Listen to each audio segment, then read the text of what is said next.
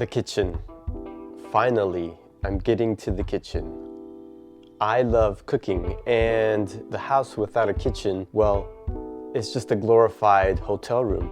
For months, I toiled, how am I going to design the kitchen the way that I want? The plan is to completely renovate the room, of course, like everything else. And I'm going to take out all the old stuff out, including the countertops and the cabinets, and I'm going to create everything myself. Part of the idea is to create concrete countertops as well as an open countertop system, as well as refinish the floors, refinish the ceiling and the walls. I have to say that it's going to be a lot of work, but as you can see behind me, it's almost completed. There's still a lot of work to do, but I've been at it for a couple months now. But let's go ahead and reverse a little bit and go back to the beginning of how this project started. And maybe after a couple episodes, we can see the unveiling of what it looks like now. No, he can't see. And if you're thinking, yeah, he has kind of a funny voice. Yeah, I have a cold. I'm always constantly pushing through projects, whether I have something broken or I have a big cut or I have a cold. Nothing stops me. Join me on my adventure to renovate an old house in Japan.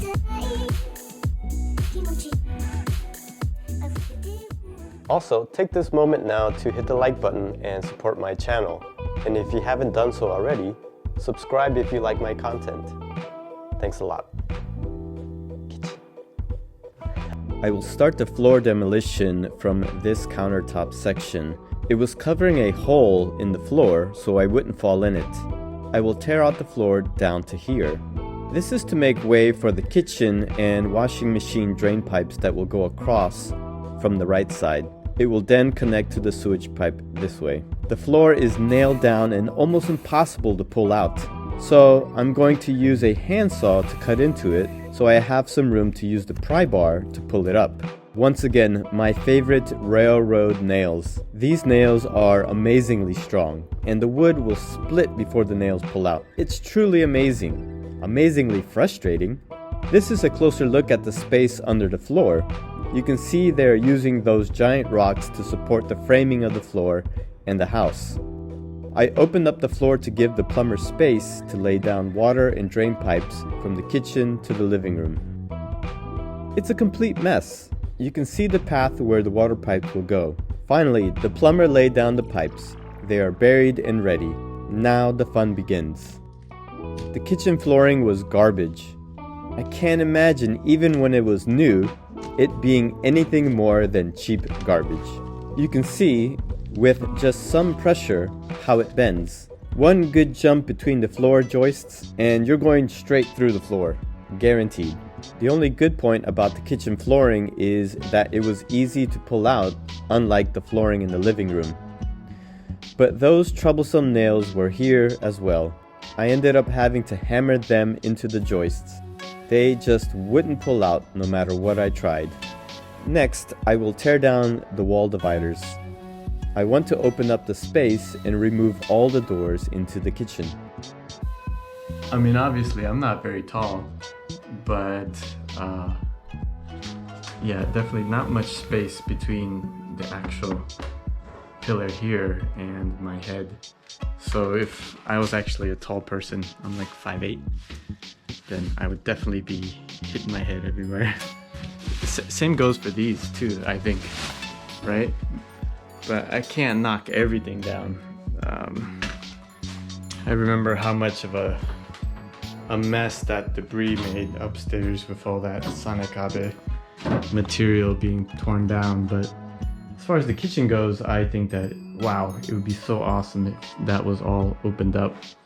And then absolutely here, because it would open up the whole area here into the living room. It wouldn't feel so claustrophobic in this kitchen. On the opposite side of the kitchen wall is wood paneling. This is the main pillar that goes all the way up. It's covered by paneling on the other side.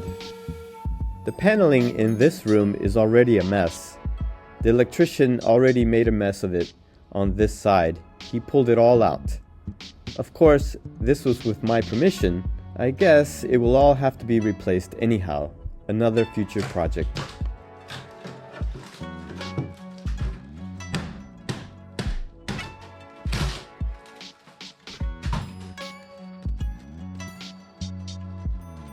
Behind the wall we have mud walls and bamboo. This is going to get messy. Oh, I hate this stuff. It's such a mess.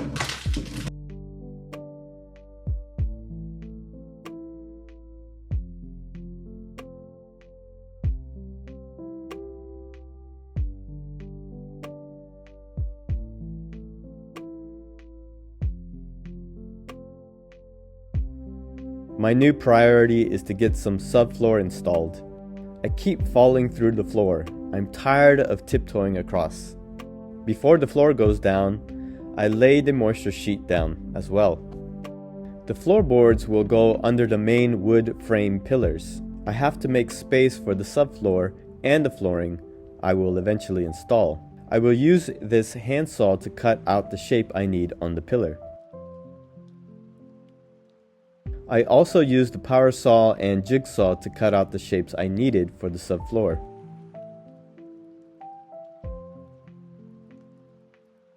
This handsaw was so hard to use. Once I drew a line on the pillar, I cut into it with the saw.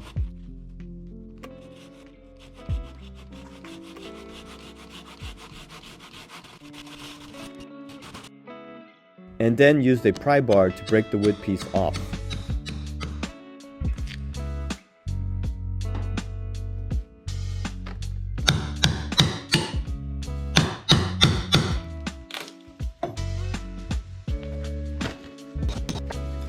The subfloor slides perfectly underneath the pillar now. I'm not falling through the floor anymore.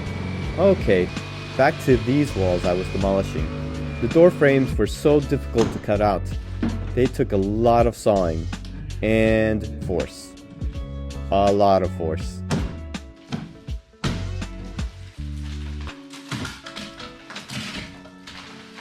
The wood frame left some pretty big holes. A later project again.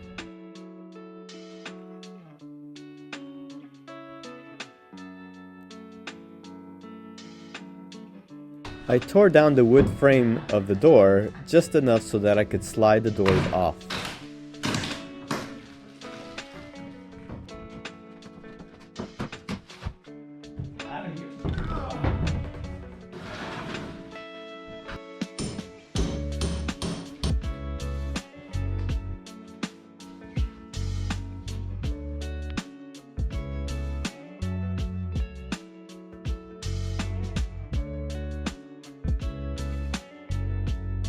Look how much light comes into the room now. It's the difference between night and day, dungeon and palace, jail cell and resort. Okay, I'm done. The mud and bamboo were pulled down and the room is completely open now. One of the things that I was kind of depressed about was when I came into the kitchen, I thought, man, this kitchen is depressing. It was just really dark and it felt just boxed in. Have the doors open, whether you slide it here or you slide it there, it literally swallows up pretty much almost all the light that's coming in through there. And then as you can see, these rooms over here are very dark, so you already have these doors blocking light. And so then you come into the kitchen and you're just like, oh, this is so depressing. Honestly, didn't really have much of an idea at first, but after I came and looked at the kitchen a few times, I realized that these walls could probably come down. Now, of course, it's a lot of work, and these days I'm just strapped for time, and I thought, I'm just too lazy, or it's not worth the effort, I guess. I shouldn't say it's not worth the effort. I know it's worth the effort, that's why I'm doing it. But my laziness kicks in. So I'm happy that I did it. Now that I've done this one, I'm completely 100% on board with doing this one. Once this one opens up as well, then it's going to feel like such a great room, I think. You can see how one design difference makes the kitchen instantly more inviting and brighter. I will no longer feel like a punished criminal while cooking. The last wall came down. Taking it down was similar to the other wall. Lots of mud, bamboo, and a big mess to clean. I did put down a plastic sheet to catch the debris and make cleanup a bit easier. You can see the holes that are left from the door frame as well on this side. Look how low it was. A few more pieces of subfloor left to cut and install, and we are ready for flooring. I mean, one look and you're like, ugh, this kitchen is terrible. I would never buy a house with a kitchen like that.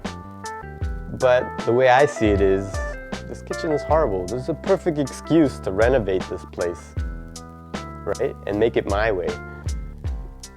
Yeah, that's what I was thinking. Now, I had a basic idea of what I wanted to do in my head, but I think as I've gone along, it's kind of evolved and really taken shape little by little. And I think that's kind of how my creative process is.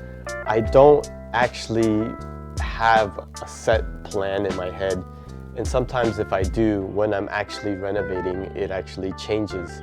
So I guess that's kind of the beauty of when you're doing it yourself. You don't really have to stick to your own plan.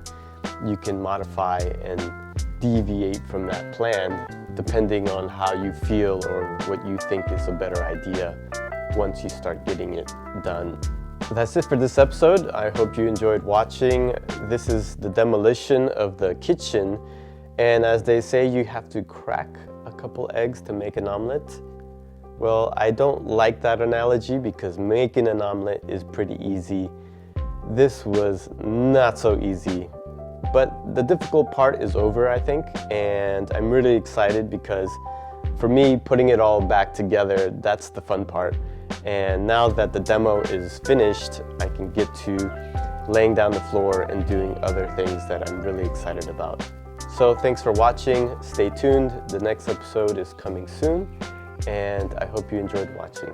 We'll see you next time.